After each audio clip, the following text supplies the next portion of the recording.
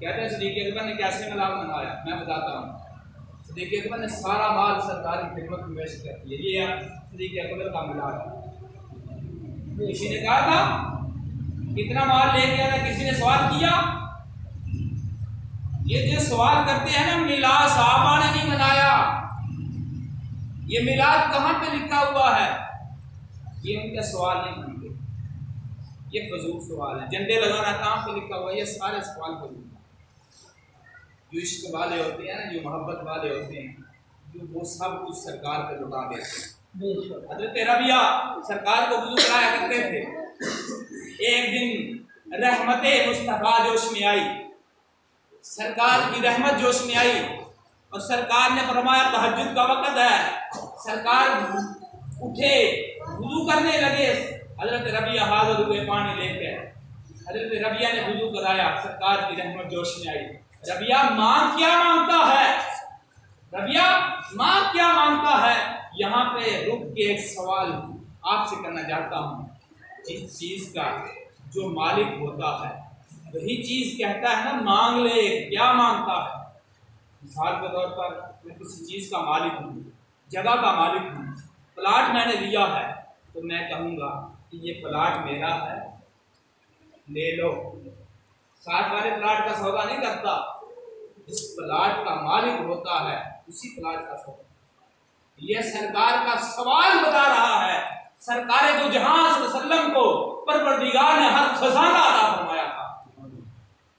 اور حضرت اسماعیل حقی رحمۃ اللہ تعالیٰ علیہ کے حوالے سے، یہاں پہ علامہ اسماعیل حقی رحمۃ اللہ علیہ کے حوالے سے ایک بات کرتا کروں۔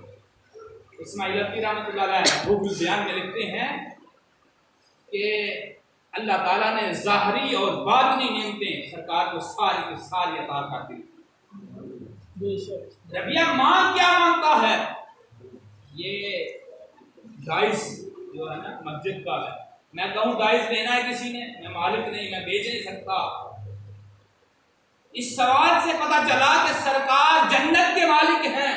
جو لوگ کہتے ہیں سرکار کو کوئی چیز نہیں عطا کی گئی، سرکار کسی چیز کے مالک نہیں، میں کہتا ہوں سرکار ہر چیز کے مالک ہیں۔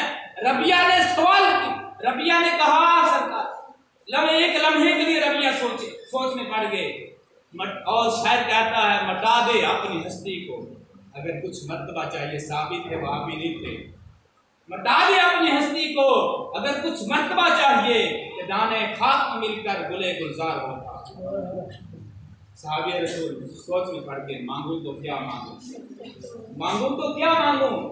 حضرت ربیعہ کے لب ہلے اور فرمایا، ربیعہ نے عرض کی، یا رسول اللہ صلی اللہ علیہ وسلم، جنت میں آپ کا پڑوس چاہتا ہوں، جنت میں آپ کا ساتھی بننا چاہتا ہوں۔ سرکار نے فرمایا، یہ نہیں فرمایا میں اس کا وارث ہی ہوں، میں اس کا مالک ہی نہیں ہوں، تو میں عطا نہیں کر سکتا۔